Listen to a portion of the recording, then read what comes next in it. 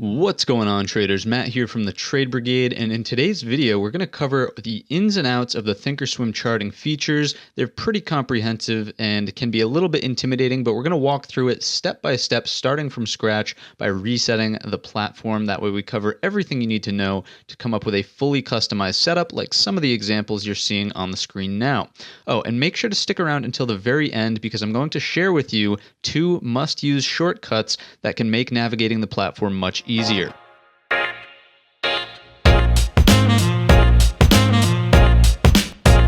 Alright, so before we reset the platform to the default state, I want to just take a moment to remind us what makes a good chart layout in the first place. And to me, it really boils down to one word, and that word is going to be clarity. At the end of the day, we really want to be able to focus on price action and volume and not have our judgment clouded by flashy colors and crazy looking things. So a clean and efficient chart that provides clarity is the end goal. Always keep that in the back of your mind as you're tweaking these settings. And remember, what works for me may not work for you. So that's why we're going to reset the platform and walk through all of these steps one by one so you can come up with a fully custom layout that ultimately provides you with the clarity you need. There are 2 ways that we can reset our charts in Thinkorswim, and the first one we'll focus on is by going to the gear icon with the word setup next to it in the top right-hand corner to reset the entire workspace. I know this is cut off here, but save the workspace you currently have, call it, whatever you'd like, click save, that way you can always return, then right back into the same menu, the third option now that says reset workspace to default. If we click that, click OK, basically Thinkorswim will build a default state of the application with none of our settings applied, none of the indicators, anything that we had prior applied to this current build. So we want to navigate back over to the Charts tab, and we'll pop in the ticker SPY for the S&P 500 as a benchmark, and you can see we have now a default version of our chart. I'm going to clean up the drawing set here by popping the clean version on. If you want to learn more about drawing sets, definitely check out this video up above in the top right. But for now, you'll notice that we have a gray chart in the background. We have this grid that's going on. It's kind of distracting for me at least. We have these red dotted lines, this gray dotted line. Our green candles are not filled in. We have blue volume. I'm sure you've seen charts like this before. Overall, it's just not really providing the clarity I need, or I would like at least, to make efficient trading decisions. So let's go ahead and start to mess with some of the look and feel items in the platform.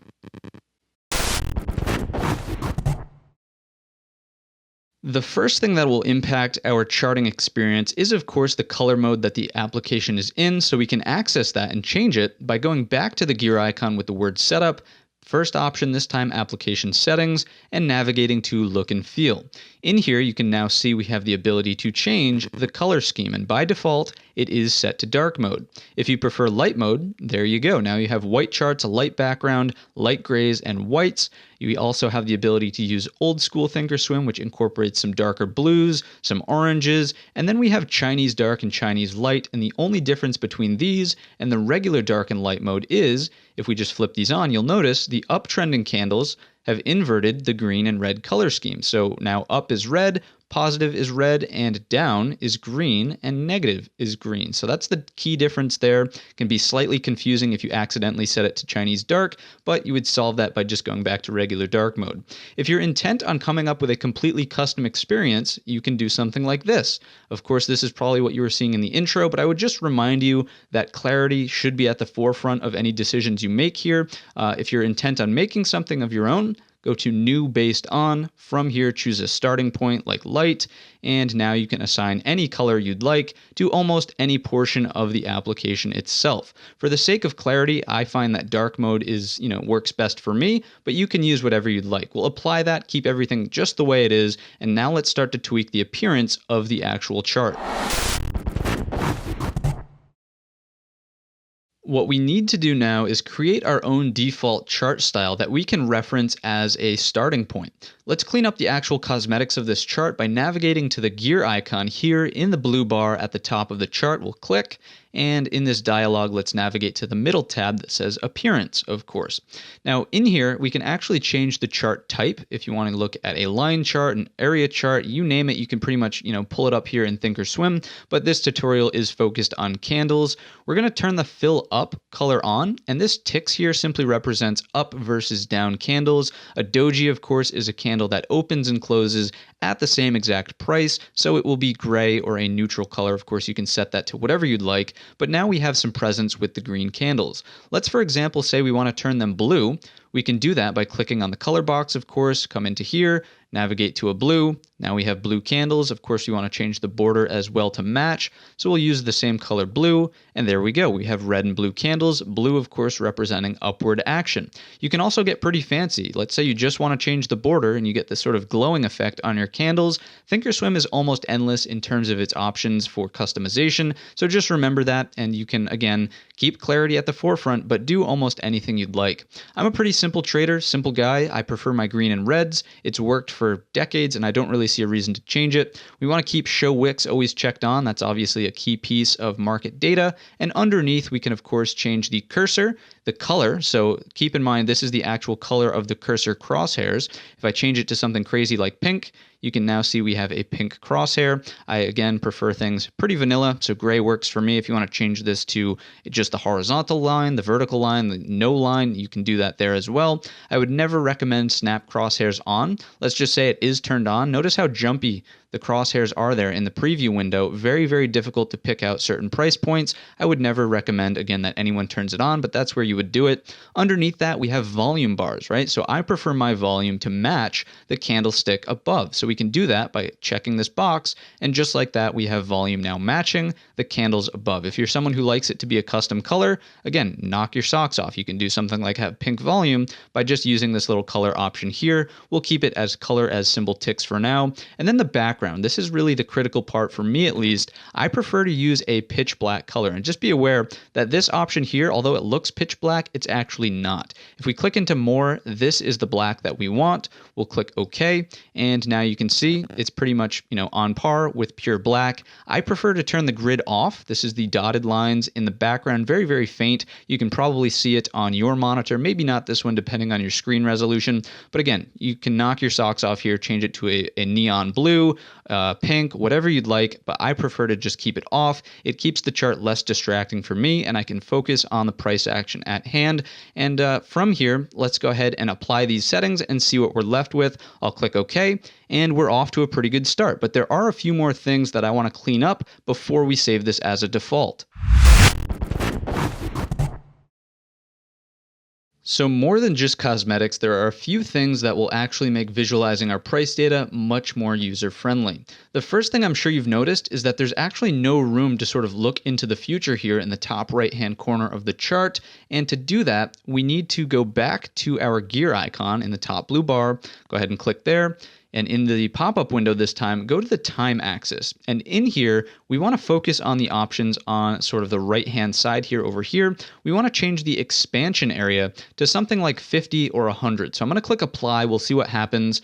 You can see here, we now have some room to sort of visualize into the future. I like 50. It's not too much. It's not too little. That works for me. So I'll leave it at that. The other thing underneath here that I want to sort of clean up is, of course, these red dotted lines, and that is going to be your show expiration Friday. So if I uncheck that and click apply, boom, we now have a pretty good starting point with no sort of distractions. The year marking line, I don't really need that either, so I'll uncheck that. And rollover lines have to do with intraday splits, and you can only see them on an intraday chart. I'll just uncheck it for now, but do know that nothing will actually change on our daily chart here because, again, we're looking at a daily chart, as noted on the left here, in a 1-year time interval. So for now, we'll click OK, and this is looking pretty good to save as a default, so let's go ahead and do that now. So there's going to be two ways that we can now save this style as a default, and both of them are going to come out of the style menu up here in the top blue bar. If I drop the menu down, the first one we'll focus on is all the way at the bottom, Save Style. I'm going to go ahead and name this something like Default Black, and I want to make sure that we uncheck, or make sure this is not checked here, Include Patterns and Study Set, and from here just go ahead and click Save. Now that we have it saved, we can essentially load this into any chart window. But to prove this point, let's go back to the Style option and reset to the factory default, which is just above Save Style that we just used. And this is what I meant in the very beginning, where I said there's two ways to reset the chart. So by clicking Reset to Factory Default, Reset, we now have exactly where we started, right? And that's without resetting the entire workspace. So that's a convenient little workaround that is worth noting. But if we want to load that style we just created back into the style menu, and this time load style, and we'll click on default black. Ignore the other ones in my sort of style list, but default black will bring us right back to where we just were. The other useful way to use this as a default style is to go back to the style option, drop it down, and then click set chart default. If I click this, nothing will happen at first. I'm going to click yes, and nothing happens. But what we've just done essentially is reset this as our chart default. So if I go into the gear icon and make an appearance change, say I do something like change the background to, let's go with a blue, just so it's really obvious here. We'll click OK. We now have a pretty unbearable chart. If I want to reset this back to what we just set as a new default, I'm going to go back to the style window, use the drop down, and go reset to chart default. Not factory default, but chart default. And if I click that and click reset, we are now left with the option that we essentially set, which was our default black style. So those are two pretty convenient and easy ways to essentially use what you've created as a default. It's very useful to save it as a style first. That way we can choose from, anything that we've essentially created in the past, and then set it as a chart default that we want to use over and over again. And you'll always know you're on the default by up here above time frame setup. I don't know if this will work. Yes, it will. There we go. It says default right there, and an asterisk will come up next to it if you've made a change from whatever style you've eventually loaded. So always keep that in mind. You can double check up at the top. You can use set chart default. That will set whatever you have on the screen right now as the default. Reset to chart default if you've made a change you do not want. Factory default we've covered, and also save and load styles as well. So let's dive back into the gear icon and talk about some of the other tabs we glanced over. We'll cover some of the more useful ones, as many of them are pretty self-explanatory, like here. Show orders, of course, it'll just show your order on the actual chart. Studies, highlight studies, all things I think add value and I keep checked on. Display though, show high-low bubbles are going to be this here and this down below here in the bottom left. And what's important about this is that they're not the all-time high and the all-time low. It's simply the high and low of the data we have loaded on the screen. If you turn it off, it will adjust the chart a little bit and give you a little more room. I like to keep it on. I find it valuable. Show last price bubble is going to be this one here. And again, I never recommend turning this off because it's usually within eye shot of the candlestick. If you have it turned off, you're pretty much having to look here to see whatever price is traded as the last price. Extend order alerts to the left. I don't really find that useful. Symbol logo, of course. Again, many of these are self-explanatory. That's going to be up here in the top left if they have it in the database. Show trades you can use for some hindsight sort of exploration of what you did in the past. One thing I would recommend that people turn on is synchronize crosshairs position. By default, I believe it is turned off, but you can turn it on, and that will become extremely helpful when we have multiple charts in the same window. Another thing I want to differentiate here is under layout, show price subgraph doesn't literally mean underneath the graph. The subgraph is the actual chart of price. If I turn that off and press apply, you'll notice price completely disappears. So again, it's not sub as in underneath the graph, it's literally the chart of the price. So we'll turn that back on. We'll have to adjust our level there for the split in a moment. And then overlap volume. Again, this is another interesting one. If you have your candles and volume set to the same color, and I check this on, turn it on for a moment, you'll notice it's very hard to read the price action in this section of the chart. Now, I'm sure if we go into appearance and set the volume, as we now know how to do, as some sort of subdued color, maybe like a deep blue, something like that, we'll click apply. You'll notice it's not so noisy here. It's easier to read the price action when the colors aren't conflicting. But overall, I like to keep my volume existing in its own little space. So I'll turn this back on. We'll just undo what essentially we just did. I will check this off and press apply. And now we're left with almost what we just had. The next tab to look into, of course, is the Price Axis tab directly next to General. And what I want to focus on here is the fact that the left-hand column is going to scale our price axis here in regard to additional elements loaded into our chart, whereas the options on the right over here are going to be sort of defaults, if you will. So focusing on this one first, we have fit studies and fit study markers turned on by default, and let me illustrate why that might not be the best idea. If we just load in something like a 500 period simple moving average, and again, the point of this video is more about the charts, not so much loading studies, but this is how you would do it very quickly. So 500 period simple moving average, we'll click OK, and it doesn't look like a problem at first glance, right? Our 500 SMA is way down here at 322, even though price is way up around 417. But if we were to change this chart to something like a 3-month chart instead of a full year's worth of price action, notice that price is shifted way up here instead of occupying the bulk of the screen real estate. That's because we've opted to show and fit the studies as, in relationship to scaling this price axis over here. If we jump back into the gear icon, price axis, and now uncheck these options, we'll click apply and OK, and you'll notice now that we can focus on the price action at hand. We're not fitting our study. It didn't go away, but we're not fitting it into the screen. If we scrunch the chart way up, you can see that the study still exists. Again, it's just not relevant to the current price action, so we're not going to include that. And again, that's why I usually recommend that you turn that setting off. I'm going to go ahead and change this back to auto.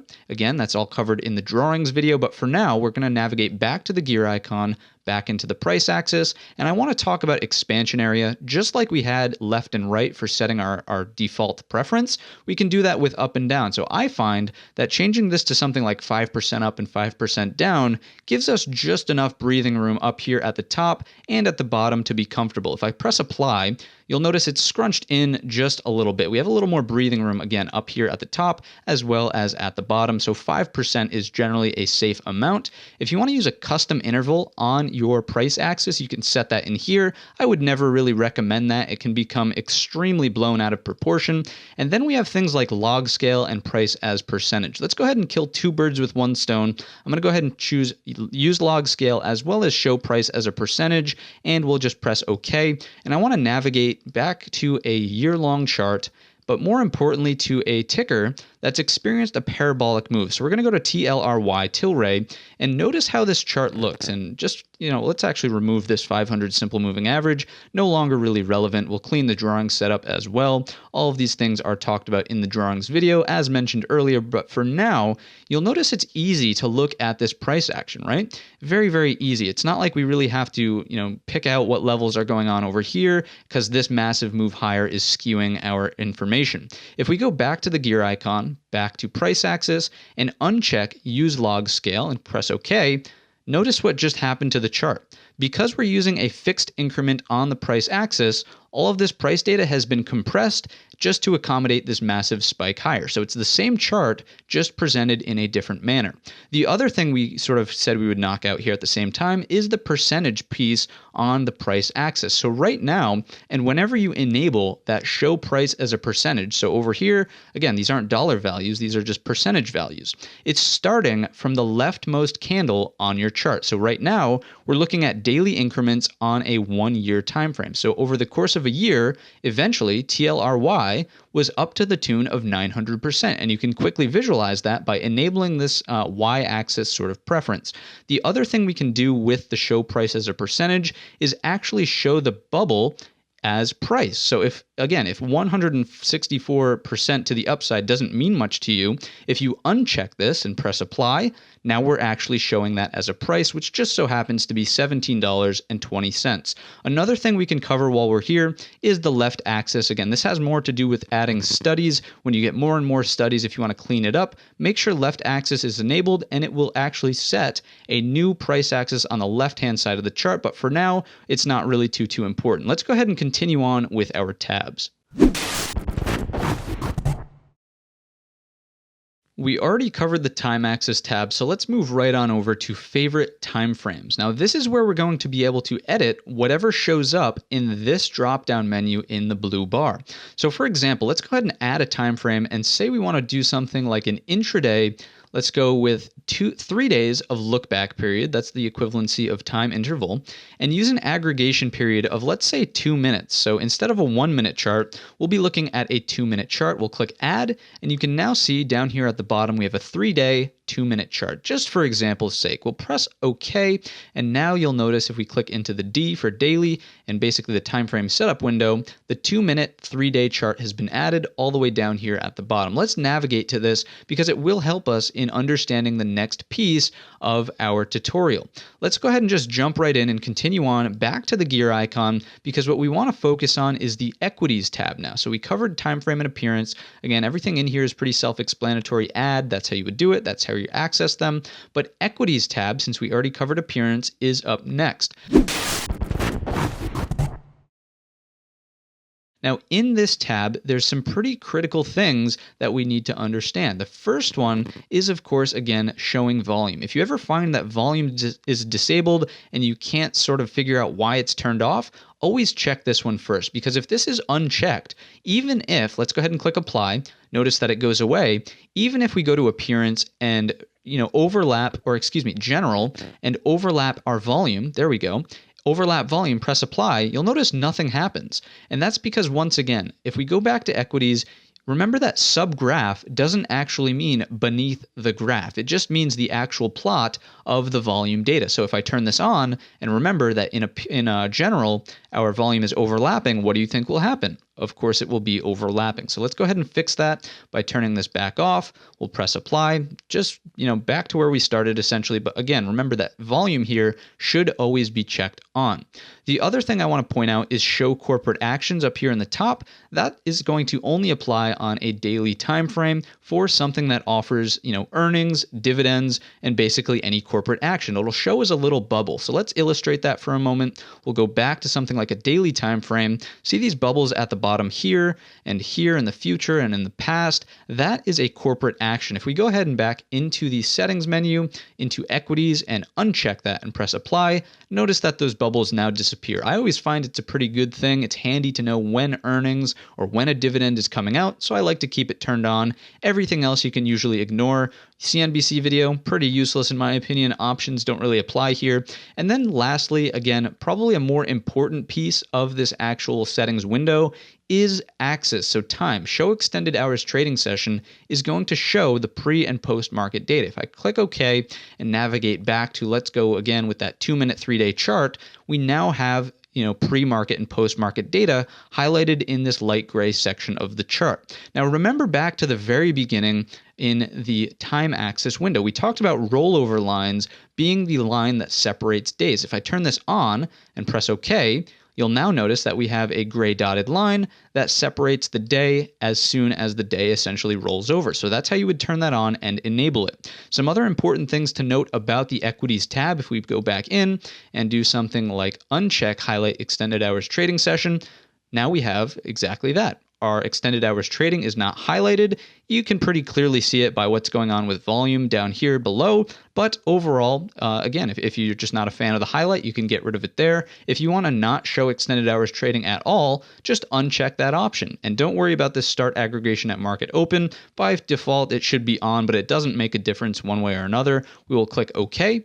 And just like that, we now have the, no pre-market data showing. It's all hidden there. And the only thing separating days is our rollover lines. If you find that distracting, if you don't like knowing where the day starts, you just want to look at it as a continuous chart. Again, you can change that once again back in the time axis, uncheck rollover lines, press OK. And just like that, we're back to a pretty clean looking chart. Everything else in the settings tab after equities is almost going to mirror everything that we had in equities. Of course, applying to whatever chart type it's referring to. So options will refer to an options chain chart, futures to a futures chart, and forex to a forex pair. So all of these things are going to be essentially the exact same, just in application to those other different instruments. All right, so a quick reminder that at this point, if you've made any changes in your settings here, for me, it's basically just been in the price axis, unchecking fit studies and study markers, and turning on a 5% expansion both up and down, that you probably want to resave this as your chart default. So I'll click OK, nothing's changed, and I'll just go back in and do something like set chart default here, yes, and go back in and save the style as, if we just drop this down, default black, that way it overwrites what we had in the past. We'll click yes, and now it's remembered all of my settings. Now that we have the chart styled exactly as we'd like, it's important that we take advantage of the layout opportunities here. So in the top right-hand corner, notice this blank empty square. If I drop that menu down, we have the ability to choose from a 4x8, so 30 cells in total there, or 32, excuse me, in total there, grid. So I'm going to use something like a 2x3, and you'll notice we have 5 more cells to essentially populate here. Only SPY was carried forward from what we had in that one window setup. The quickest way to load tickers would be to go back up to the drop down here, the one hamburger icon menu next to it, and click on load symbols to cells, or hover rather, and from here you can load symbols from a watch list. I'll use something like our options candidate watch list, and you'll notice we get SPY the Qs, IWM, Apple, Netflix, and Tesla, which of course are the first 6 in our watch list. So down below, this is the default sidebar, by the way. Here you can see that the first 6 are SPY, Qs, IWM, Apple, Netflix, and Tesla. That's where those tickers are coming from. You can, of course, create whatever type of watch list you'd like and load symbols from there. The other important thing to note is, of course, now we can save this as a default. So back to the grid in the top right, and let's go save grid as. We'll call this something like a 6-pack. Okay, now that's saved as the 6-pack. Let's say I want to go to one of my presets, like a daily 8-pack, and very carefully take this layout into consideration for just a moment, soak it up, and now if I move over to something like the day 5-minute chart, or layout rather, there's 2 very, very subtle differences, and I want to talk about them because they might throw you off. The first one is that here, our charts are linked. So right here, it says number 1 in a red square, linked with number 1 in a red square on this side. This means that if I type in, let's say QQQ, for example, here on the left, it's going to change both charts. That was not enabled on the daily 8-pack. We'll go back and look at it in just a moment. The other critical difference is the sidebar. So this gray bar here is considered the sidebar, and it shows up on the right-hand side of any chart that you create unless you specify you want it turned off. So I keep it turned on here in case I quickly want to bring up a level 2. I can just click there. If I want to bring up the big buttons, there they are, so on and so forth. However, I tend to keep it off on the daily 8-pack, and I'll show you why. If we go back and we just look, okay, first of all, remember that none of these charts are linked because I want them to be all different tickers.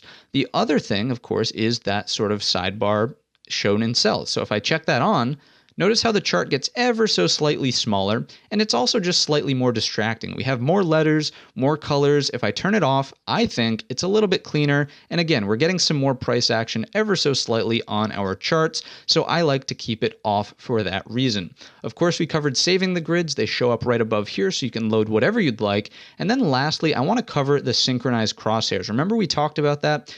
I currently turned it off just to illustrate. If I hover here, you'll notice the crosshair only shows up in Tesla. If I go back into Styles, Settings, and then go into Synchronize Crosshairs, I'll press OK. Now, notice how they're synchronized across every single chart. That's a good thing, so I'll be able to tell where price is, or time is, in relationship to other reference points. So I find it's an extremely valuable and useful thing to have turned on if you're looking at multiple charts, especially if we go back to something like the day 5-minute. That way, whatever's happening on the right is correlated to the same ticker on the left, right? So very, very useful to have that enabled. Let's go ahead and move on to flexible grids now.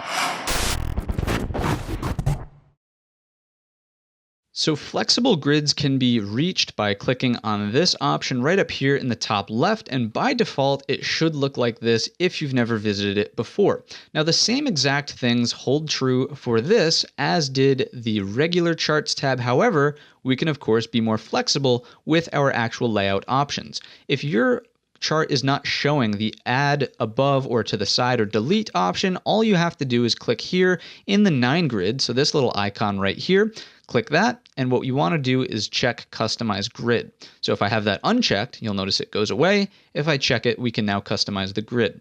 We can do things like add 2 up top, 3 on the bottom. I can add 3 over 3, 4 over 3. I can add multiple here, so now we have this cell split. You can pretty much do whatever you'd like, make as many charts as you'd like, and remember, they don't have to be charts. Just like we had in the other option, we can go here, load symbols to cells. I'll do something like change to our options candidates. So we've loaded all of those things, but let's just say, for example, that we want to have news in one of these. So we'll turn the chart off and we'll turn news on in this window. In here, maybe we want the level 2 and no chart. So you can start playing around with this and creating as many custom layouts as you'd like. Just like the regular chart section as well, you can link things. So if I link this to something like 4 green and this to something like 4 green, they're both going to be on Apple now. Let's say we also want a chart on Apple down below. So we'll link this, here, to 4 green, and now it's an Apple chart. I can adjust this so it occupies the same amount of space.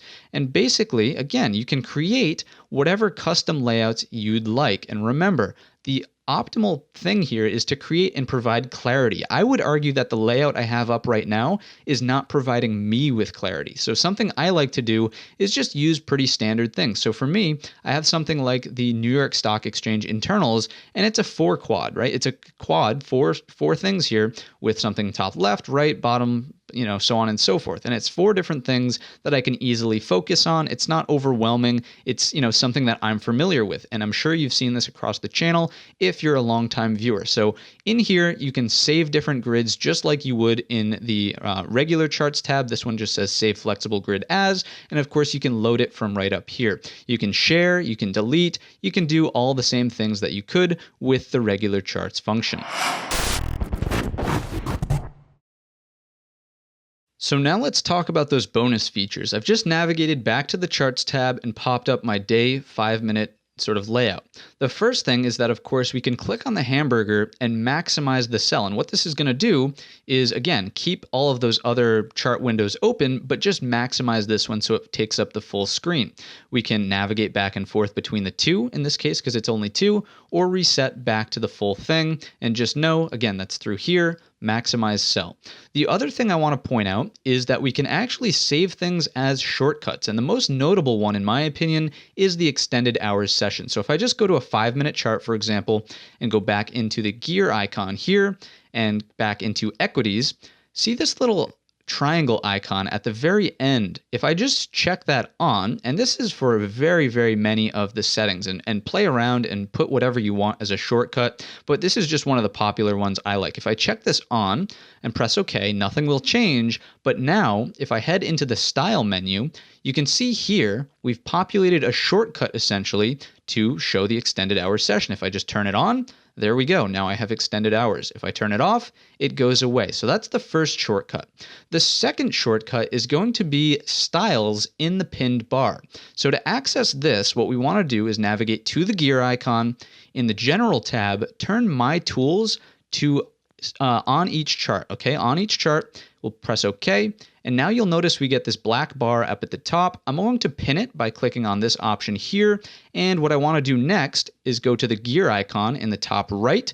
And this time we're going to edit this by adding a button. So add button, style, and you can choose from any style that we've already created. I'm going to go with something that's just different. That way, you can clearly see it works. If I click on this, we now have it populated, and I'll just load our default black as well so we can toggle back and forth as a demonstration. So I'll click on the 1 hour LRC for linear regression channel, and you'll notice there it is. It's a style I have preloaded. Boom, it's right up there in the bar. If I want to go back, I can just click here. And again, we have the study that carries over. However, everything else about the chart has not carried over. So again, this would probably make more sense if I did something like this actually. We'll just edit this to be, let's go back to style and do something like plain white. Okay, this will be very, very obvious. We'll go to plain white. We now have a white chart, right? Very plain. If I go to default black, back to the default black. Back to plain white, so on and so forth. So go ahead and knock your socks off with this one. You can unpin it, and if I just move the mouse, it will hide itself automatically. If I hover back above, I have the ability to, bring it back down, so on and so forth. So that's going to wrap up the video. If you pretty much have all the tools at your disposal now to create whatever type of chart or thinkorswim charting experience you'd like. Remember, at the end of the day, we want to focus on clarity and not making it overly flashy. Usually simple is better, right, when it comes to trading setups, so I'd encourage you to keep that in the back of your mind. If you think I missed anything or there's another setting that you use that I didn't cover, feel free free to let me know down below in the comments section. I'd really love to hear about any other tips and tricks inside of the platform. That being said, if you learned anything new or enjoyed the video, let me know by leaving a comment down below or by simply leaving the video a thumbs up. If you're new to the channel, definitely check out the weekly watch list. It comes out every Sunday. And with that being said, I hope to see you in the next one.